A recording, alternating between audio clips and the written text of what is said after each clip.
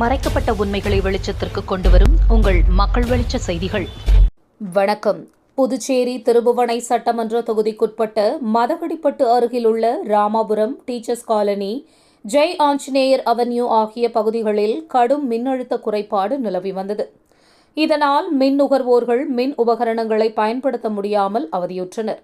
இப்பிரச்சினையை அறிந்த திருபுவனை தொகுதி சட்டமன்ற உறுப்பினர் ப. அங்காளன் உடனடியாக அப்பகுதிக்கு சென்று கள ஆய்வு மேற்கொண்டு எல்டி மின்பாதைகளை வலுவூட்டவும், ஒரு முனை மின்பாதையை மும்முனை மின்பாதையாகவும், சேதமடைந்த மின்கம்பங்களை புதிய மின்கம்பங்களாக மாற்றவும் மின்துறை அதிகாரிகளுக்கு வேண்டுகோள் விடுத்தார்.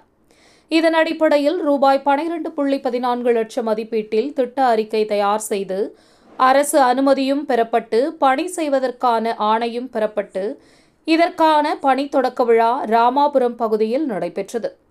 விழாவிற்கு திருபுவனை தொகுதி சட்டமன்ற உறுப்பினர் ப. அங்காளன் தலைமையேற்று பூமி பூஜை செய்து பணியை தொடங்கி வைத்தார். இவ்விழாவில் மின்துறை பொறியாளர் பன்னீர்செல்வம், இளநிலை பொறியாளர் பழனிவேல், திருபுவனை தொகுதி ஜேசிஎம் மக்கள் மன்ற தலைவர் ரவிக்குமார் மற்றும் நிர்வாகிகள், ஊர் முக்கிய பிரமுகர்கள் மற்றும் பொதுமக்கள் கலந்து கொண்டனர். இந்த திட்டத்தின் மூலம் சுமார் 200 மின் நுகர்வோர் பயன்பெறுவர். நன்றி.